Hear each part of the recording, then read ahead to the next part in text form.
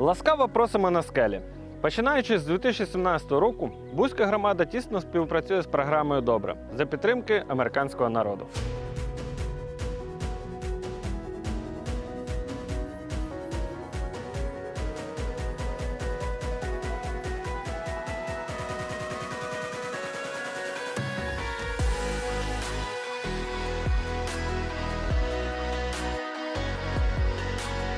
Наразі триває ще реалізація даного проекту. Ще не все встановили, але ми очікуємо, що скоро відкриємо нашу прекрасну зону відпочинку на скелях.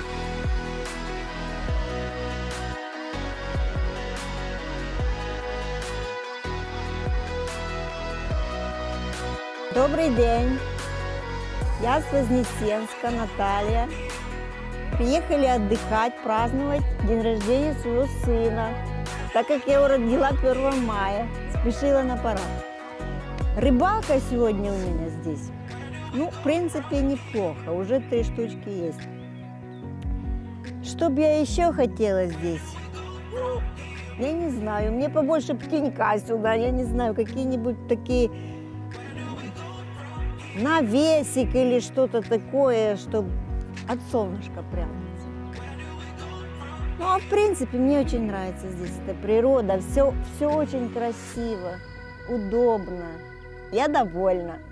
Все природньо, все подобається. Вода, природа, ну, бесідочки, культурно все. От. Ну, щоб не мішало би пару бесідочок, щоб більше людей було, бо приїжджають, зарані трошки заказують місця, бесідочки. Да, щоб не мішало би пару бесідочок, мангальчик там якийсь, аби ще, щоб був возле кожен бесідки. Ну, що ще, ну, площадка там для дітей, дитяча площадка, бо якби поприїжджали з сім'ями, багато дітей. Волейбольна така, щоб була, щоб культурно провести час.